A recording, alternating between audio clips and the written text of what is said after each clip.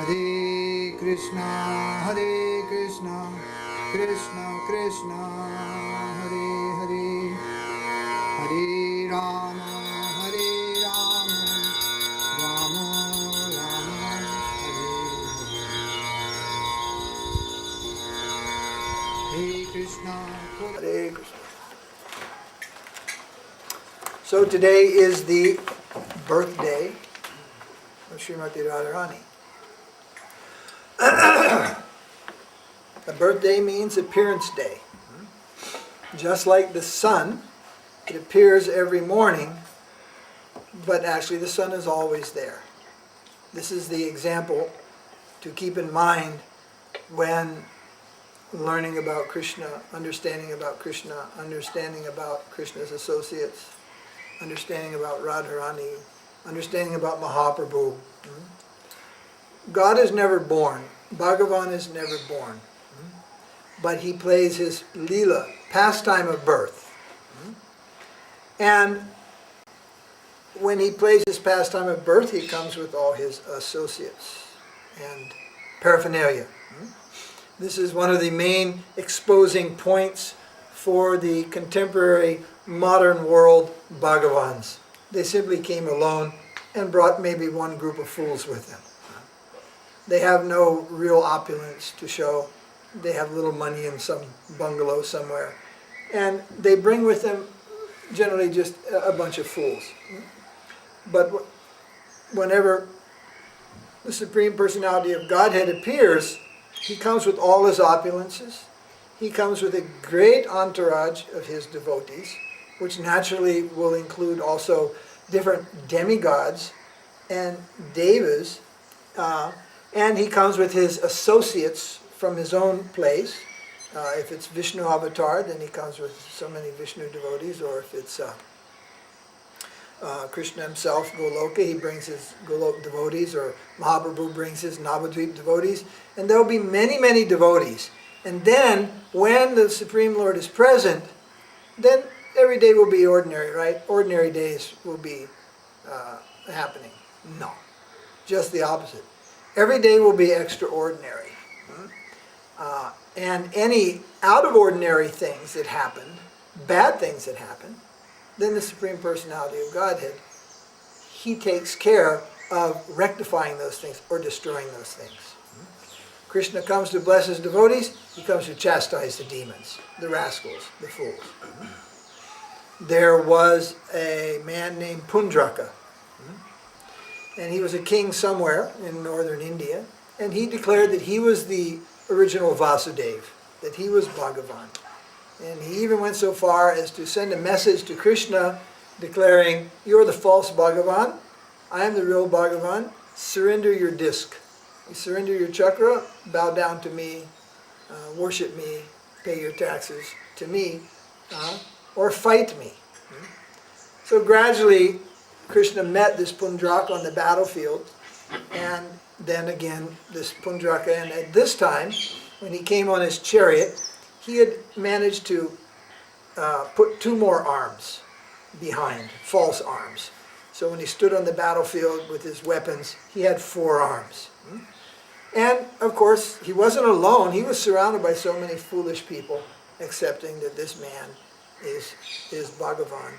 And not only that, now this man is actually going to challenge Bhagavan, who is actually the Supreme Personality of Godhead.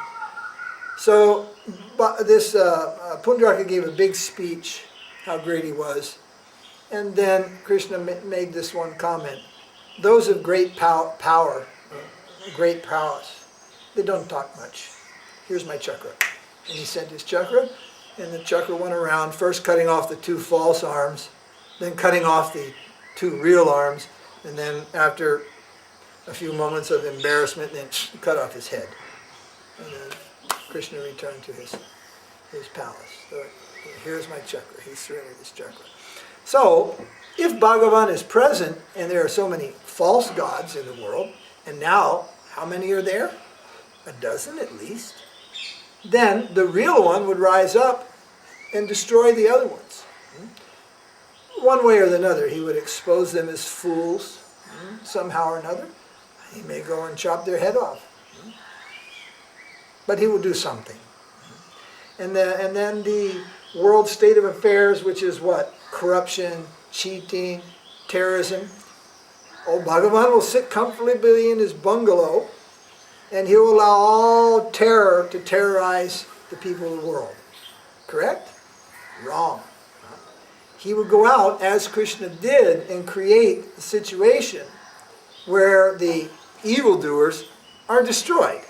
The Kurus, that means the sons of Dhritarashtra, not Duryodhana, but lastly, what was his name?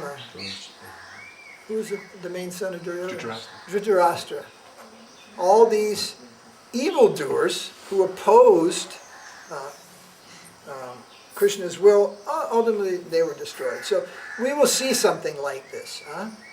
Now in the case of Mahaprabhu, he did not come to kill his enemies. He came to relieve the world of the burden of ignorance and to convert his enemies.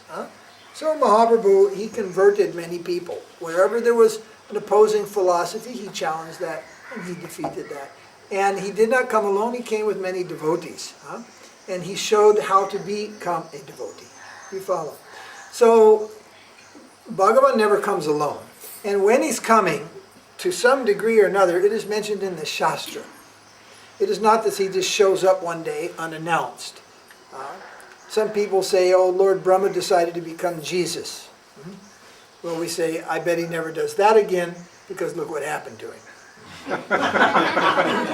Don't get too far from the parampara. We don't. These are all just concoctions, trying to put air into a balloon that's full of holes. It's a waste of time. We should recognize what is real spiritual value. And if something actually has spiritual value and spiritual teachings, then we can accept it. But if it doesn't, we reject it. So we reject Christianity, we reject the Bible and so many of these other man-made religions as false. The Vedas, however, are not man-made. Of course, they are written by people. But what do you find throughout the Vedas? You find Bhagavan Uvacha. These words are that Bhagavan, God himself, said. So you'll find many direct instruction in the Vedas, and the Vedas itself is eternal. Now that is a subject, and the rishis, speaking on their realizations, they are also speaking there. And Bhagavan himself says, what my devotee says, you can trust that better than what I say. Because sometimes Krishna is in a predicament in his Leela, and you can't always trust his word. But a devotee you can always trust. So in Bhagavad Gita, Krishna says, more important than what I say is what my devotees say. So in both cases, the Vedas represent Krishna, particularly Bhagavad Gita, Srimad Bhagavatam, and these things. And also, there are incarnations that appear in different ages. Not just any time. God just decides all of a sudden, okay, I think I'll just come on and appear. No, there'll be some reference to his appearance, that he should appear in this particular age. Of course, then it's up to his devotees to recognize him when he appears. And generally, they do. And if there is some lagging, then, as in the case of Lord Brahma, when Krishna appeared in Vrindavan, Lord Brahma, who's a super topmost devotee, he was a little slow to get the picture that this cowherd boy is actually my Supreme Lord, Bhagavan. Indra also, he was a little slow on that. Because Krishna had not come in a long, long time. But Krishna as Vishnu had come many times. And the devotees, the demigods, they were very acquainted with Vishnu appearing and how he will appear and different things he will do. They were very acquainted with this.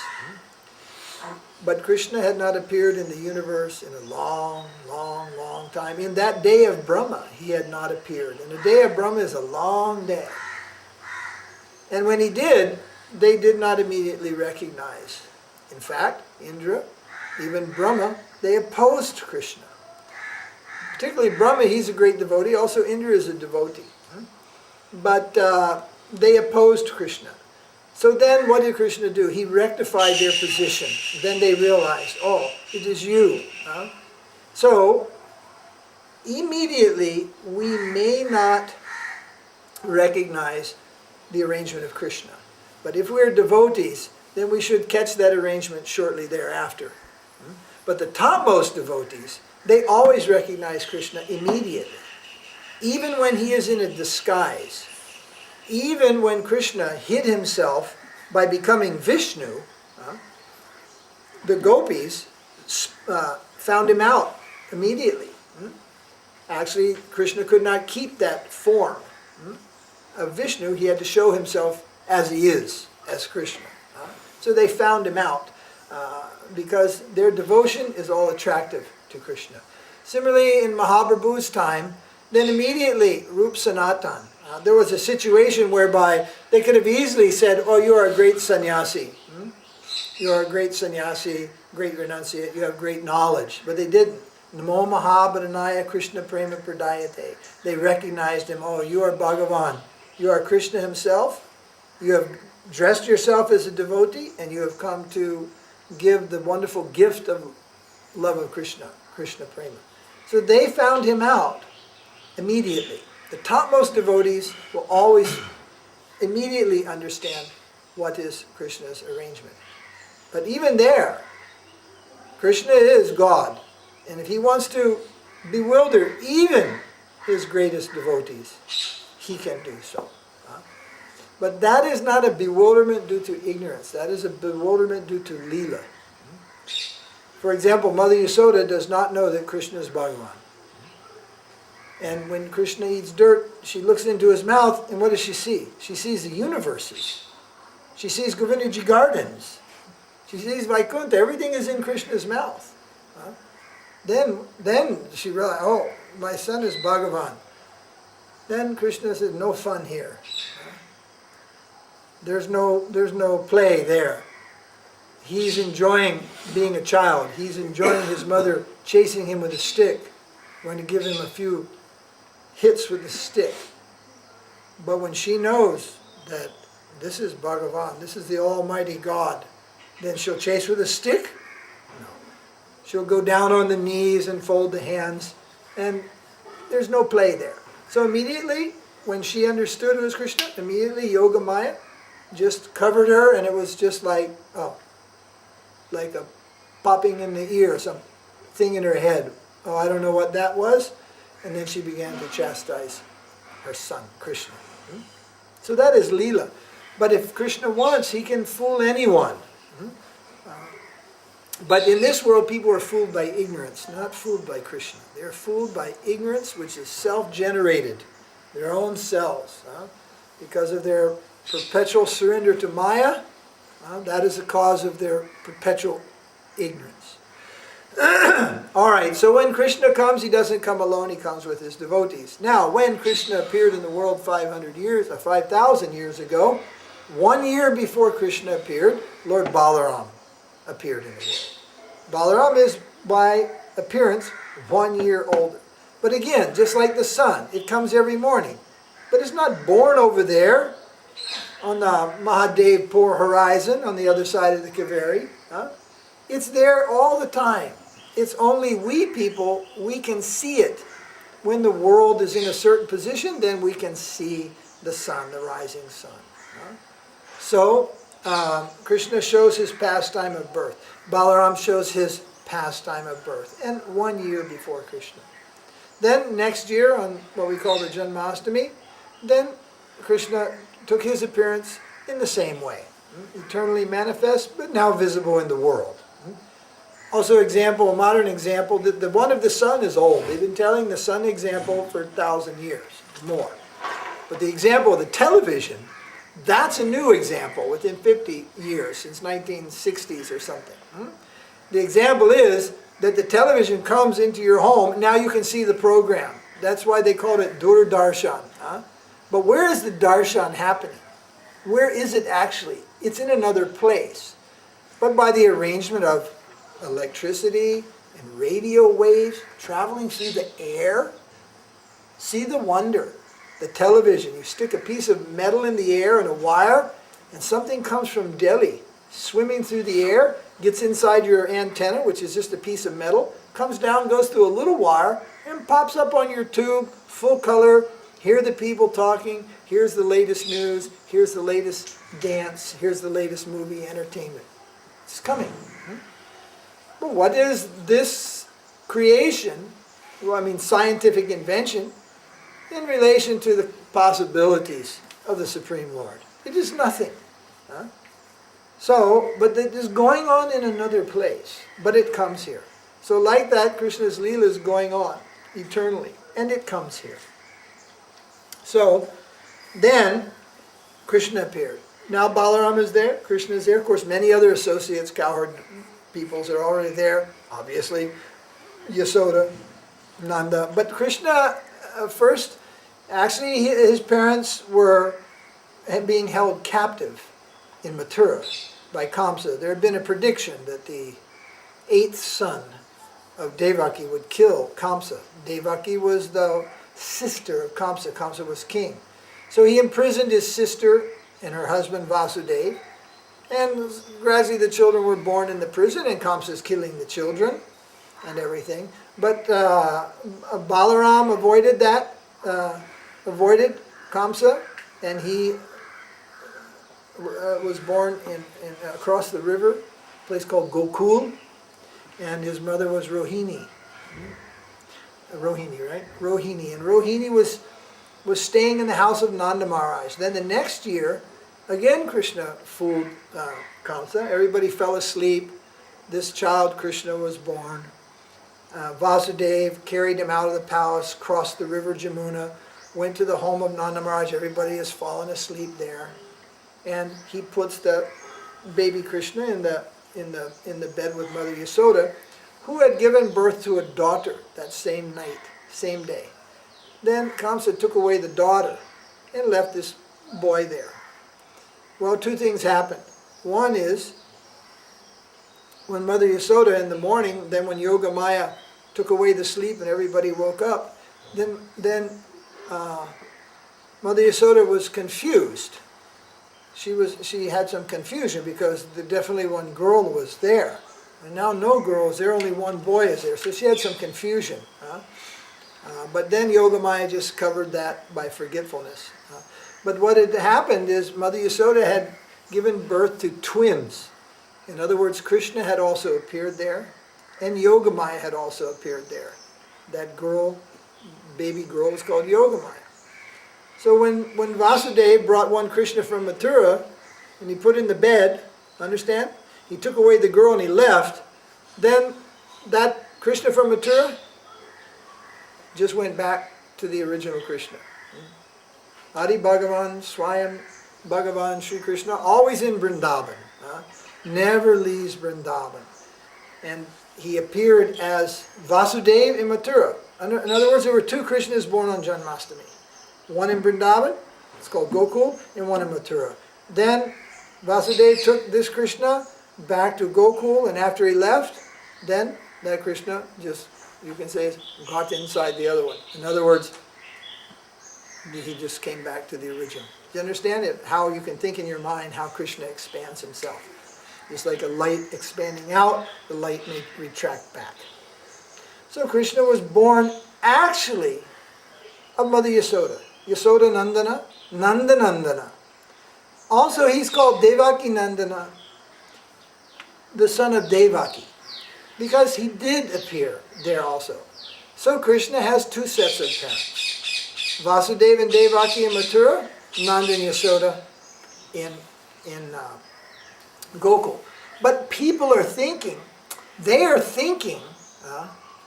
actually that's how it went, yes. Mother Yasoda only remembered giving birth to a girl. And she couldn't understand how one boy is there. So that was her confusion, you see.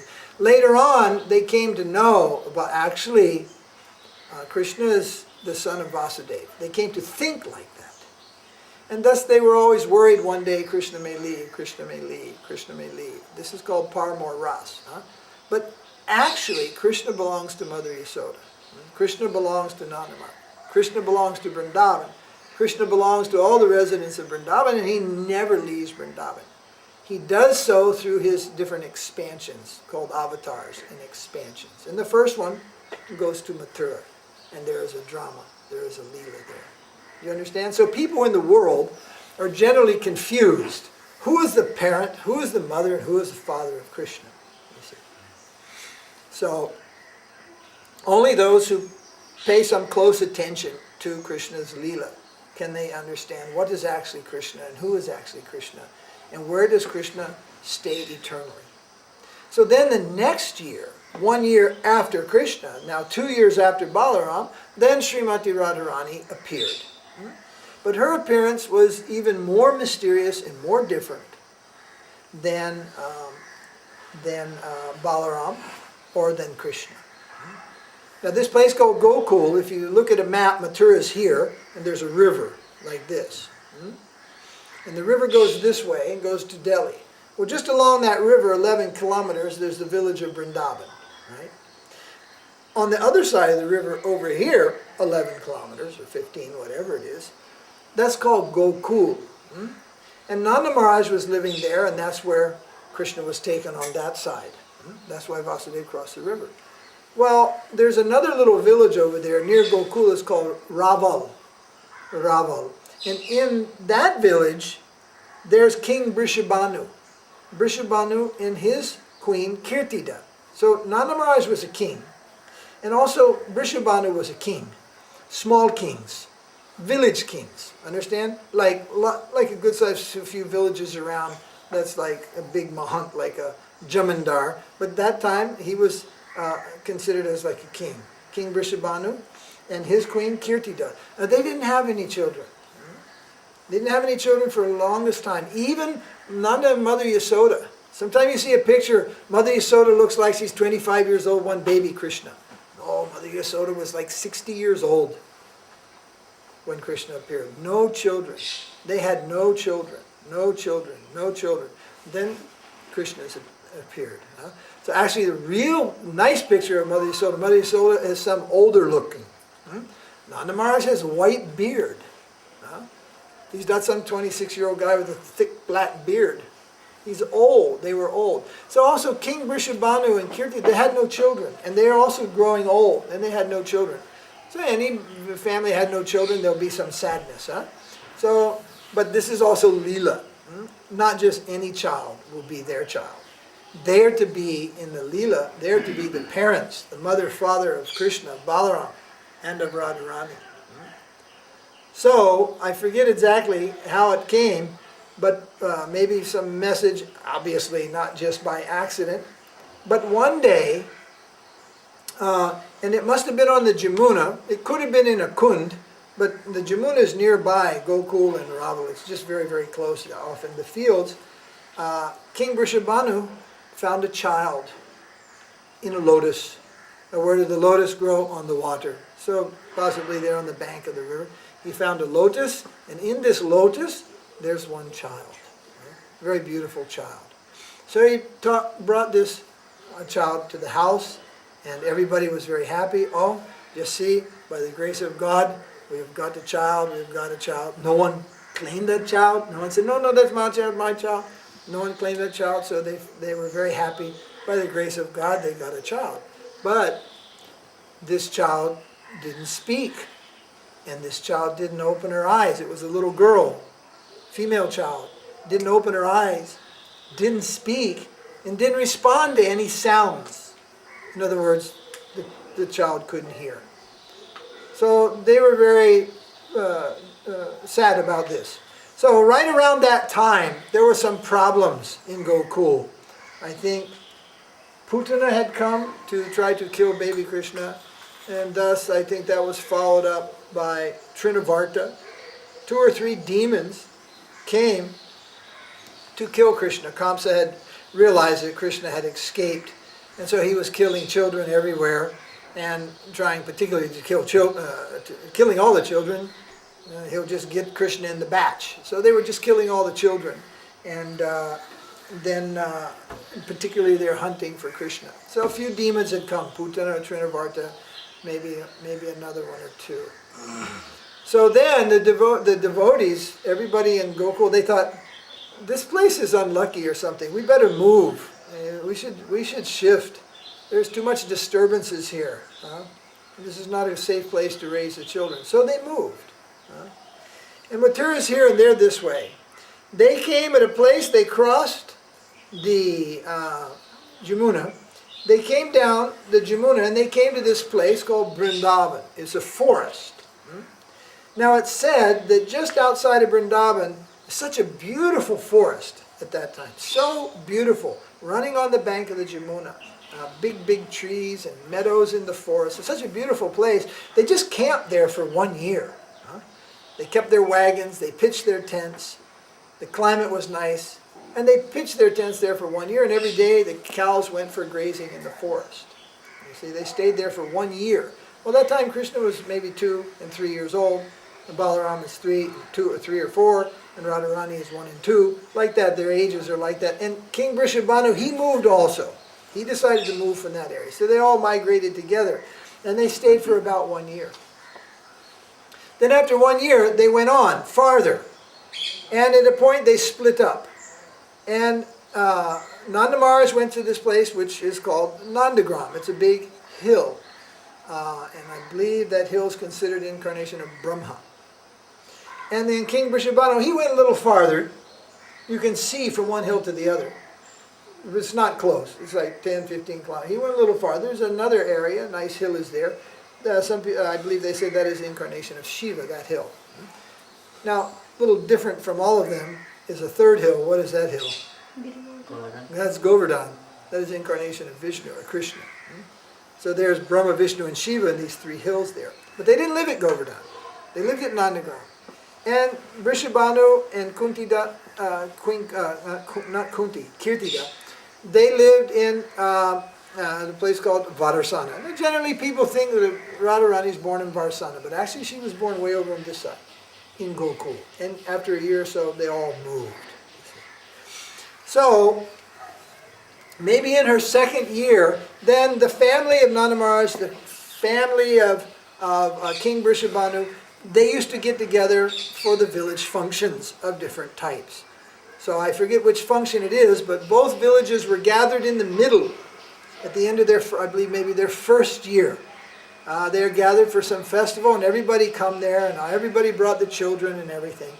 And by that time Krishna was crawling around, sometimes walking, mainly crawling here and there. And he had already been showing some of his childhood pastimes. But Radharani was still in what you call the basket, the crib.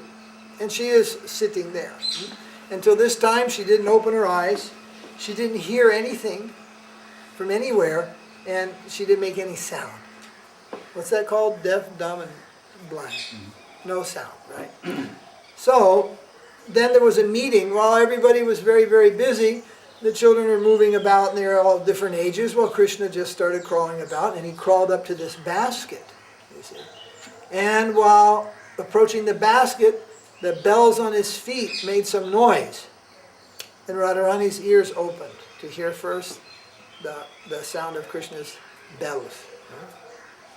Then when he pulled himself up to look inside the basket, then Radharani opened her eyes, first to see Krishna.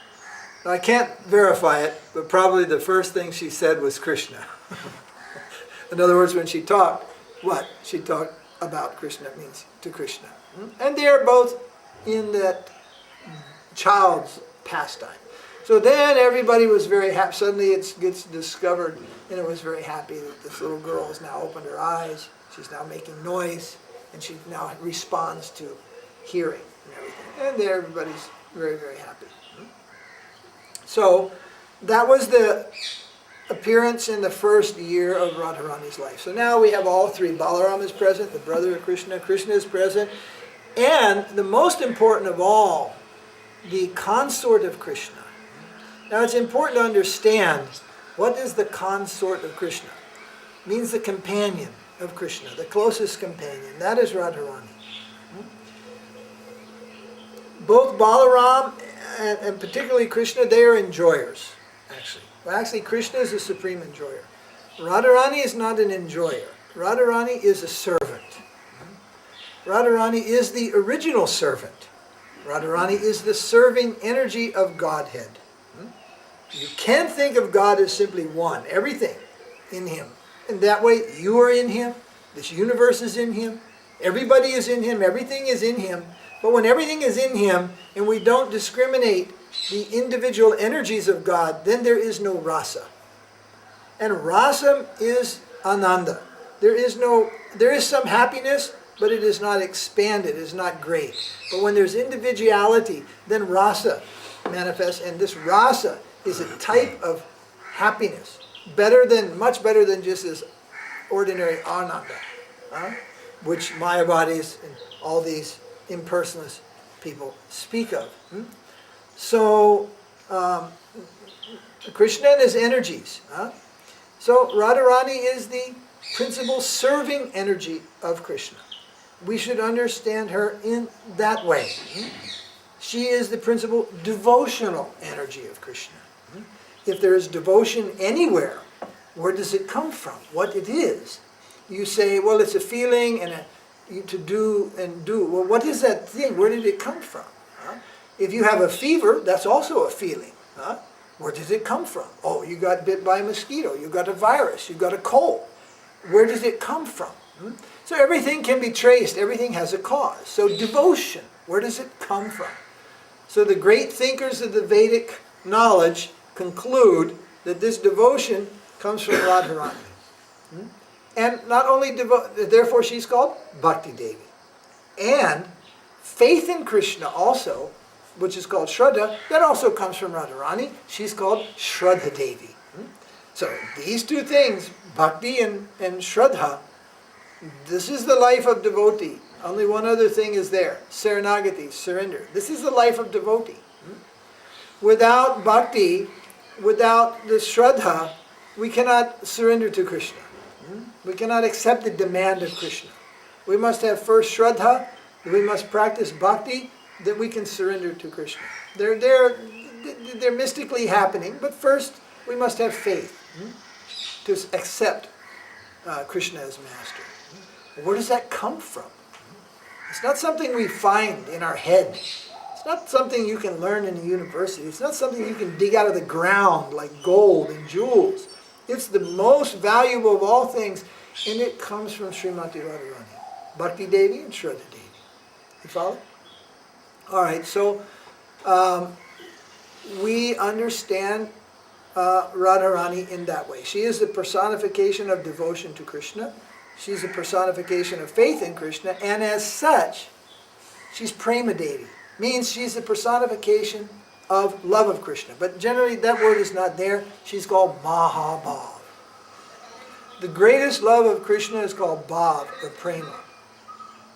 But greater than all the love of Krishna combined, that is called Mahabhav. She is a source of love of Krishna also. Faith in Krishna, devotion to Krishna, and love of Krishna all comes from Krishna's devotional energy, Srimati Radharani. Now, because she's all of these things, then everything in relation to devotional service to Krishna, she is expert and perfect. Therefore, it is said that actually, she's the only one who can please Krishna. If you have nice Govindaji Gardens sweet rice, made with, what is that one we're using? Vanilla, and best milk of the Goshala, and just cooked exactly. Will you eat sugar by the spoon? Not unless you're crazy. You don't eat sugar by the spoon. Sugar is also sweet, but when you have sweet rice. So why Krishna will give up Radharani to go anywhere else and accept any other offering? This is a question. Therefore, those who try to serve Krishna and don't respect Radharani, their service to Krishna is simply floating in the sky somewhere. It is not taken up by Krishna. Those who try to worship Krishna and neglect his devotees, and particularly his best devotee, Krishna does not accept their service. That's how important Srimati Radharani is. Are you following these things, what I'm telling? Yes. All right. So whatever she does for Krishna is perfect. And it is giving Krishna the greatest pleasure and the greatest satisfaction. To know about this becomes a mystery in Krishna's mind. The all-knowing God wants to know how much sweetness Radharani is getting. He's getting so much sweetness from Radharani's service, and all the devotees are serving in that way, and Krishna is very happy. But then he realizes, but what type of happiness my devotee is getting, and what type of happiness Radharani is getting. He becomes very curious about this. This becomes a great mystery in his mind. And therefore, then he comes as Mahaprabhu, Krishna, but he comes not as Krishna's mood. If so, he'll kill demons, he'll lift mountains, he'll do all kinds of things like that. No, he doesn't come in the standard Bhagavan mode. He comes in the mood of Mahabhav, of his devotee, of Radharani, so that then he can practice devotion to Krishna, and he can understand what is the sweetness of Krishna Bhakti. So these Mayavadis and others, they think that Bhakti, Krishna Bhakti, is some sentiment. But they do not know that Krishna Bhakti is so sweet that Krishna himself wants to taste it. Understand? It is so good, it is so sweet, it is so high and above everything else that there is, that even God himself, he wants to become a devotee to taste that sweetness. But he doesn't just become like any devotee, because devotees are different types. He becomes like the topmost devotee, mood of topmost devotee. Then he tastes the sweetness of Bhakti. Do you follow? All right, so now there are mentioned in many places 64 devotional arts, devotional practices in serving Krishna. And here I have the list, 64. So the other day we read the 26 qualities of the pure devotees. We read these qualities, and I was explaining some of them in relation to Prabhupada. So in the similar way, there are 64 devotional arts. I think the purport of Brahma Samhita somewhere mentions the 64 devotional arts. These 64 arts are world famous also. They are world famous. And there are sometimes seminars about these arts. Recently there was a Vedic seminar somewhere in South India, I read about it. And the 64 arts, devotional arts, were the emphasis of that seminar, and they were talking and teaching something. However, if any of these arts are not performed in relation to Krishna, then it has fallen short of its goal. It's as simple as that. Krishna is the fire. You cannot cook chapati without putting the fire directly below the chapati. You cannot put the fire in the kitchen and put the chapati in the yagyashala and wait for it to cook. It doesn't cook. You can look at the fire, but unless you bring the fire or the chapati to the fire, unless it is in that connection, then it's not complete. It doesn't matter how nicely you made the chapati. It doesn't cook. So we may have talent, but until that is offered to Krishna, it is not really an art. When it's offered to Krishna, then it is a complete art form in itself. So I'm going to read these. I'm not going to explain them all. I might mention one or two some things. The first one is the art of singing. Radharani is the most expert in the art of singing. The second one, the art of playing on musical instruments. Radharani and her friends also, they also play mridanga, they play kartals. They play many varieties of venas, ektars, stringed instruments. Krishna himself plays a flute. The gopis also sometimes play flutes. They are expert in all types of musical instruments. And they are expert, Radharani is most expert in dancing. Now, generally, what is Lord Shiva's name? Nataraj. But his dancing becomes dumb in front of, dumb means he is wonder about their dancing. His dancing is the most extreme, and he sometimes danced with Parvati. But when Radha and Krishna dance, Shiva and Parvati give up their dance. They give up their dance. Shiva's banging his heads on the stone. They give up their dance. They sometimes come, not always, sometimes they are given the privilege. they may see that dancing called rasa dancing of Krishna. And in the rasa dance, the most pleasing dancer is not Krishna, it is Radharani. She is the most expert dancer. Expert in theatricals, dramas. Now dramas are different types. You make a stage, you put up a curtain, people sit down, and then there's a drama. Then there's just the drama. And sometimes you say, oh, that guy's acting a drama, crying too much, doing the big drama man.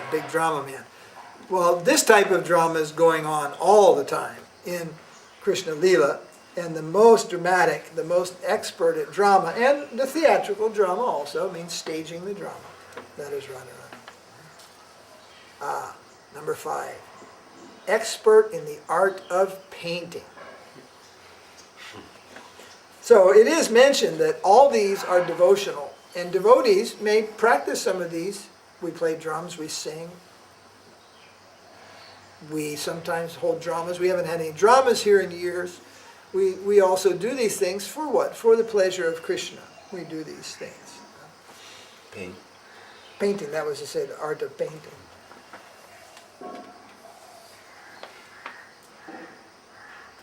Then the art of painting the face and the body with colored pigments and cosmetics. Now that one we don't practice here, but where we practice that? Deities. We're painting always on Krishna's hands, Krishna's face, Radharani, around her eyes, different things like this.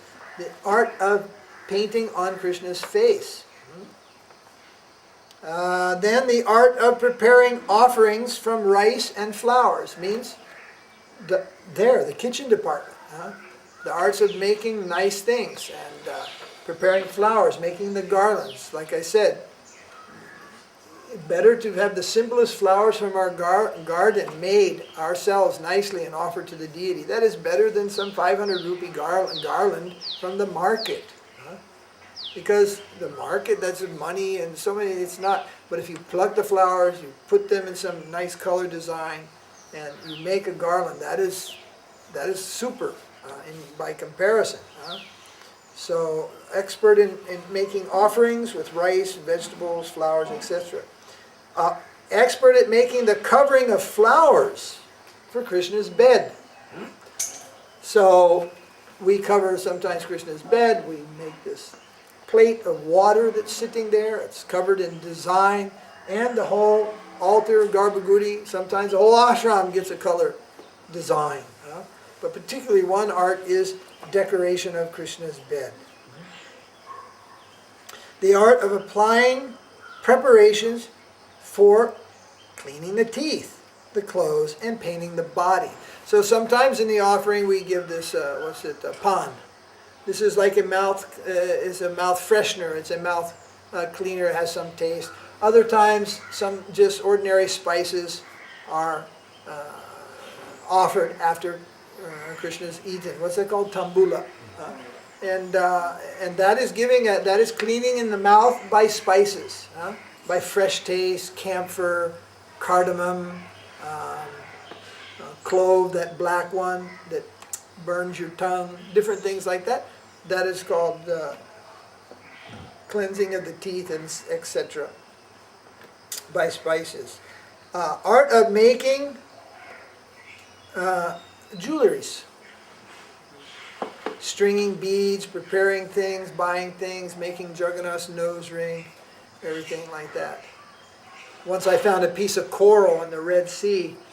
Govardhan started making a bead about 9 years ago or 10 years ago. I still have it. He didn't finish that. That art of making the jewelry. Making jewelry. The art of covering the bed means dressing the bed, putting Krishna. The pujaris, when you're putting Krishna's bed, it's not the pillow's crooked, the whole thing is crooked. No, that is not how the bed is kept straight lines, kept nicely, doing those things nicely. The art of playing music in the water. What that is, that's the boat festival. In places like Puri and some places where they have big lake, they'll make like a floating raft. Then they'll put the deity out into the water and they'll make music there in the water along. And also, it may mean, oh yes, and it's related to this, the art of splashing the water. There's an art of splashing water. When you boys go to the river, there's splashing. Some people don't know how to splash. Others, they know how to just send that splash right straight to your face. Or make the one that goes, boom, makes the big splash. There's the art of splashing water. That, generally we don't practice in relation to deities worship, but these are arts that are practiced in Krishna's eternal leelas. So while swimming in the Jamuna, the art of splashing water and having fun and pleasing Krishna in that way. The art of applying a mixture of colors. That's like maybe this like this columns. Applying colors in different ways. Arrangements of colors that may come in flowers, that may come in powders, that may come in decorations on the altar. But the art of knowing how to mix colors, get other colors from colors, you see, because they're only basic colors, and how to get different colors. The art of designing of wreaths. Wreaths, that must mean malas, garlands. How to make different types of garlands. The art of setting the coronet on the head. What does that mean? Shekara. Crown. That means like crown. The art of putting the crown. Now sometimes the crown is too far back and you see it doesn't look like, it's too far forward, it doesn't look like. A crown just doesn't plop on the head. It has to be sitted right to give the good look. The art of dressing, the art of dressing. It says, the art of dressing in the tiring room. Did somebody misspell these things here? In the tiring room. The art of dressing means dressing Krishna. And you should dress yourself also to please Krishna. Means your brahmacharis should keep a simple dress. Basically, all devotees dress simply. That is more pleasing to Krishna than we try to make ourselves all fancy for Krishna. That doesn't have much value. We try to live simply, dress simply. But then dressing Krishna, we put lots of ornaments and lots of color and all these things. The art of decorating the ears. Making earrings and ear decorations for Krishna. The art of aromatics. Like there's one smell called henna. And henna is a good smell to offer to Krishna in winter, in cold season. Of course, down here in South India, there is no cold season. It's hot all the time. Even you think it's cold, there's nothing. You go to Vrindavan, whoa, that's cold. You can die, it's so cold up there. So in that time, Shaligram, Govardhan, Krishna, henna, right? But in South India, we never bring henna, because that's a heating oil. We always use sandal, rose, kush, cooling oils. But if you go and you put kush on or sandalwood on your head in Vrindavan in January, you'll get a splitting headache. It cools your head too much. You'll get a headache, and then develop a fever after that, and get the cold chills. So the aroma, these are the scented oils. Which ones to use at different times of the year according to climate. And even mood is there also. Because there are many scents and how to give certain moods, certain scents may be better in the evening, some in the morning, some in the midday. You see. Generally nowadays we just discriminate for hot season, cold season, kadamba for rainy season. There's some slight thing. But there's actually complete science of aromatics. And again, it's become popular in this world, but people are simply using for their sense gratification. Here we're talking about aromatics to please Krishna.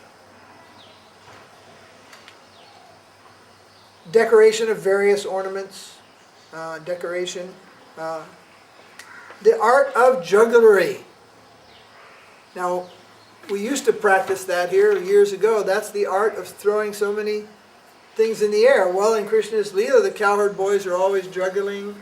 The gopis are also very expert at juggling, and they are doing different tricks and juggling, and Krishna is very happy to see that. He's amused by that, the art of juggling. Now this says, the art of kochumara, a kind of art. Don't know what that is. What's kochumara? Chumara? Kochumara. Chumara? Any sense? One unknown art. The unknown art. Expert in the unknown art.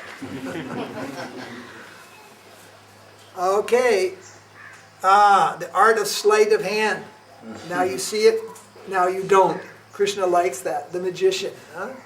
So we're not doing this to the deity, showing like this, but in Krishna's Leela, cowherd boys, people are always showing like this. Different things are disappearing, and they enjoy the sleight of hand, magic. The art of preparing varieties of salad, breads, cakes, and delicious food. Brajakishore Das, yeah. He's the salad man, the cake man. Varieties of these things to offer to Krishna. Preparing palatable drinks and juices. Tingling, and also with nice colors. Nice colors. Don't use synthetic colors, though. That. The art of preparing, the art of needleworking, weaving, stitching, juddy work, making dresses for Krishna, doing things like that. The art of playing with thread. You know that? You put one thread, you go like this, and you go like this, and then they pull like this, and it becomes a string. Well, there are many tricks like that. They make swings, all kinds of things. Probably there's so many that are lost in the world, no one even knows them anymore. The art of playing with strings. Krishna and his friends, they're playing in this way. Playing the lute. A particular instrument called the lute, a small X-shaped drum. It's a drum. Yeah. This and the lute, one stringed instrument is there. So particularly that's given some mention here. The art of reciting verses and testing one's memory. Memory games, memory skills. Particularly, we should learn, every devotee, regardless of what you do, you should know some verses. As you grow up, and everybody who's grown, you should know some verses. Which ones? Spoken by Krishna or spoken about Krishna? Glorifying Krishna. And use our brain to remember such things as verses, which are in a type of poetry. They are themselves a type of poetry. The art of practicing language, difficult to be answered by others. So there's one language called Brajabas. And then there's language games, like pidgin. We call it in Hawaii pidgin. And you try to create languages out of different words and talk, and the other guy tries to figure out what you're saying. Language, various types of language games. Now there's one board game, it's called Scrabble. You have letters and words, and you get points. Word games. The art of word games. Okay, the art of reciting books, reading from books, how to read a book before others. It's not just like talking. There's a way of the orator when he reads a book, when you give a speech. It's different than just talking. The art of reciting books. The art of making short plays and anecdotes. Short plays, like a theatrical, maybe 45 minutes, 30 minutes, an hour. Theatricals in Kerala, they go 24 hours. Kathakali, Bharatanatyam, these things go on all the night long, right? But then there's what's called short dramas, short plays, skits. And they are just, usually they're over within minutes. But there's some purpose, there's some humor, there's some message. Those are called anecdotes. the art of solving enigmatic verses. That's Kavya, Samasya, Purana. So that means, enigmatic verses, that means riddles. The art of solving riddles. Like 3 men went to the hotel and bought the room, paid 30 rupees, each man paid 10. That story I told the other day, and Shamakunda was like, no chance. We couldn't figure it. I told Rupanuga, right? We talked that. Those are riddles. There's the art of telling riddles and the art of figuring riddles. Now what happens when the riddle is told and figured or blocked? When that happens, you laugh. It is a source of happiness or pleasure. Some challenge comes. So in Krishna's Leela, these are the types of things that are also going on. Now we may not be doing these things often, but you'll see these things also, they come up amongst the devotees. In the devotees play also. Means in the devotees association is a little bit more serious and sober because we're in a dangerous place, this material world. We cannot just be playing string games and word games all the time. But within the company of devotees, there's also space for all these things which we are talking also. And but too much of that would be considered frivolous because we are in a very serious situation in this world. And our first business is to get ourselves firmly in the shelter of Krishna and not be joking around too much about it. But yet, that is there. All these things you'll find also. The art of designing, preparation of a shield, a cane, and arrows. Modified. Shotguns, tube rows, air pistols, tomahawks, hatchets, the art of defense, in case any bad guys come around. Whereas no bad guys can enter Krishna and actually disturb Krishna's Leela. But sometimes they're thinking, well, if they did come, what would we do? Then they have their weapons. The art of spinning by spindle. So that's the old one, is making the thread and such. By hand, spinning the cotton into the thread. That's a nice thing. I remember that time we went to Melakoti, some of you may have been there, and there was a Brahmin. He had a little pile of cotton. He had a smallish kind of thing, and he was just doing this thing, and he was getting the string right there from the cotton and making the Brahmin's threads for the Brahmins. He just sitting right, the guy was sitting like right there, just doing this thing. Not a big, what's that thing Gandhi had? The charaka. Not a charaka. He had this one by hand. There's a way you hold it and pull it, and there's something hooked to your foot, and it's catching, and he's making the thread, and he's making this Brahmin's thread.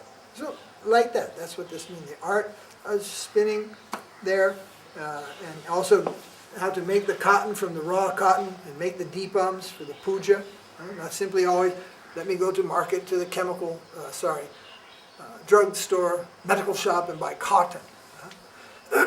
In the old days, how you'll get this cotton for the deepam? You'll get some cotton from a plant. There's cottonwood tree, and there's a cotton plant, several varieties, and then you'll make, and you'll spin, and you'll do these things. Carpentry, the art of carpentry, making things from wood. The art of engineering, figuring out how to get things to work. Engineering, water engineering, all kinds of engineering is there.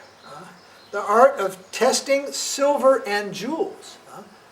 That means how to know what is really silver, what is really gold, and how to understand what's a real gem and what's not. What's just a glass, and so forth. The art of metallurgy. How to change all the aluminum buckets into gold. Impossible.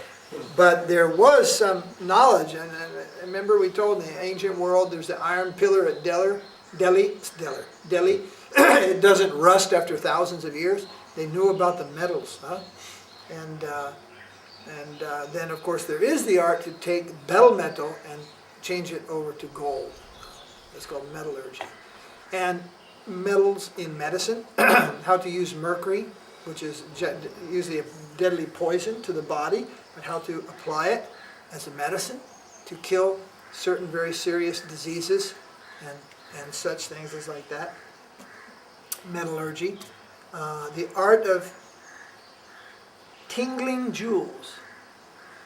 Tingling, like this. The art of making sounds, but not with just metal pipes. The art of making earrings, and one jewel will hit on the other one, and it will just give a certain sound like that. Making sounds with jewelry. Mineralogy, the art of mineralogy. Mineralogy is all the things from the earth, the salt, and all the different organic substances that are there in the mountains, in the minerals, etc. And mineralogy, from the minerals, originally a lot of the cosmetics were made, and paints for painting. The art of knowing the mood of fighting lambs, cocks, and birds. Now, I don't think they were having, full-on cockfights, but yeah, something was going on there with the animals. Was it fighting with the animals or having the animals fight each other? Probably both. But of course, in Krishna's Leela, they don't put animals to fight to the death and everything like that. But there could very easily be there maybe something was there, right? But not this thing that they do today. Imitating the animals, fighting with the animals. The art of knowing, the art of maintaining and knowing conversation between male and female cockatoos. Cockatoos are those big birds with the big thing like that. So you have to, the art of knowing what the birds are saying. And when the male is angry or the female is angry, the art of knowing about the birds. And why would you want to know about the birds? Because if you know about this, then you can take that information and translate it into poetries of your own type, in your own secret languages, and all these things get connected. It's not that just one is here and one is here, and they don't serve each other or have any relation to each other. The art of healing and cleaning a person with perfumes. Again, that's like aromatics. The art of combing the hair. Like shaving the head. The art of talking with letters and fingers.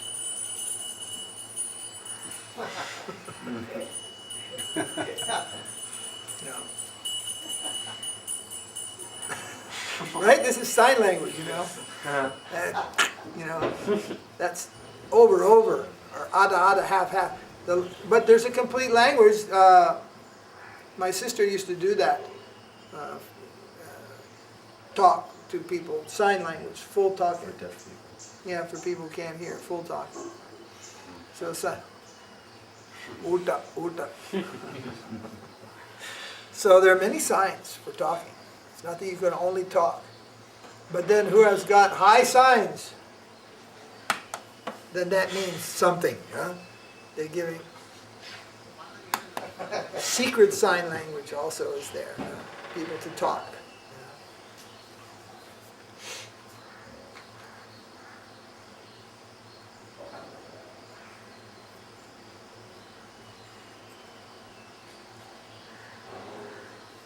Okay, here's a good one. The art of fabricating barbarous or foreign sophistry. Oh, philosophies. No, not philosophy. Sophistry means philosophy. Oh. Yeah. The art of fabricating means something like, well, this is called, Malechita Kotarka Vikalpa. It means like giving the mundane scientific arguments, arguing against. Well, science can do everything. What do we need God for? The art of arguing, the anti-Vedic arguing. We call it devil's advocate today. Arguing from the other party, creating drama, creating play out of that, creating argument out of that. The art of knowing prediction by heavenly voices, or knowing preparation of toy carts with flowers. making ras, decorating palaki. The other one, I don't want to hear anybody talking about the other one. The other of knowing the prediction of heavenly voices. If you tell us you're hearing voices, we're taking you to a doctor.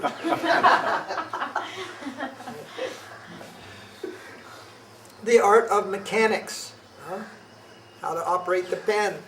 The art of mechanics, how to make the thing, keep the emergency brake in the car. There's the art of practical mechanics that we have to use. So we don't think, oh, this is some machine.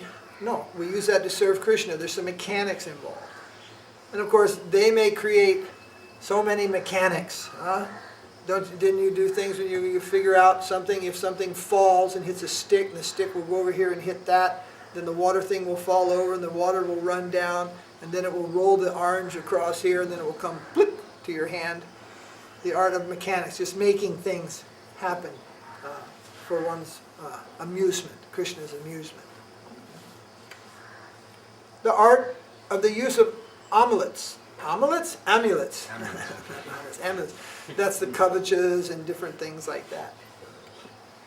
The art of conversation. When people are talking, listen to what they say, be responsive, say polite words. The art of conversation is there. You ever, sometimes people just, everybody's in a room, everybody goes, and the conversation just dies. Right? So then somebody said, oh, did you read the newspaper this morning? You know, Kumar Swami just stole another crore of rupees or something. The art of conversation, to keep the conversation going. That is an art. Not that type of conversation, though. Our art of conversation would be how not to forget Krishna in the conversation. If the conversation goes off, then we drag the thing back, you see. Not too much talk about Krishna's mayas. What about Krishna himself?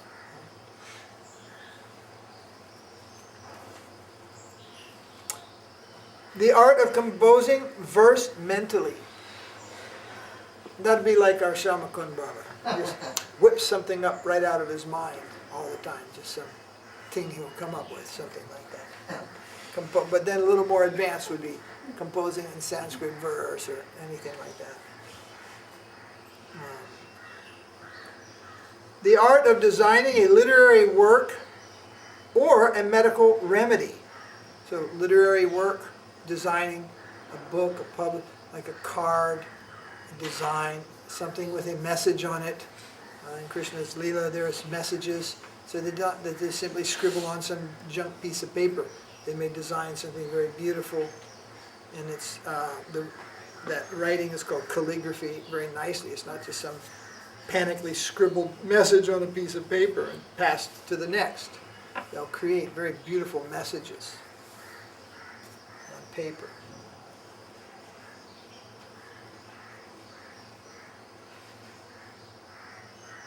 The art of practicing as a builder of temples and shrines. Means making places for worshiping Krishna. The art of the use of lexicography, that means calligraphy, and meters. Okay.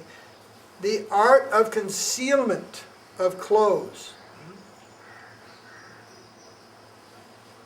The art of knowing specific gambling tricks. Anybody know those? If so, we go to Vegas.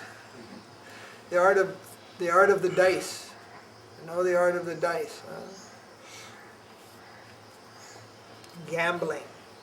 Yes, the art of playing the dice and the magnet. I guess there are some games with magnets also. Under the table. The art of using children's toys.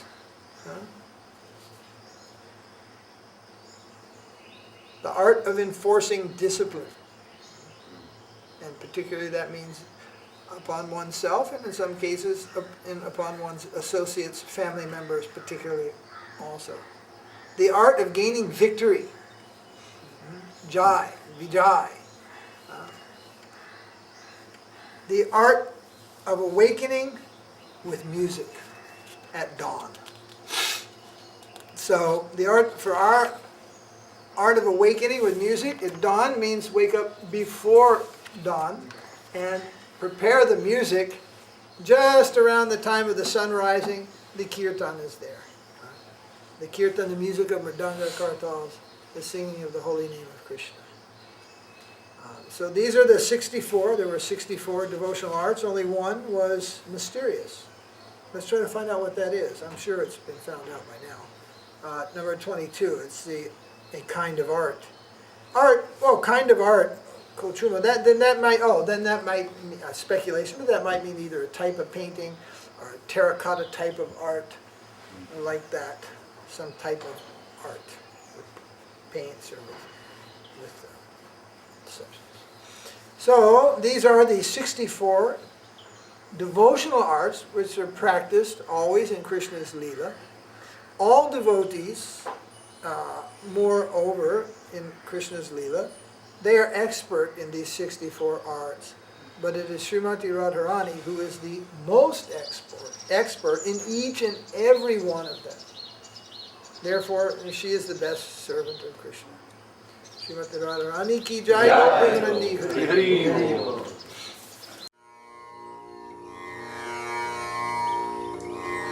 Hare Krishna, Krishna Krishna,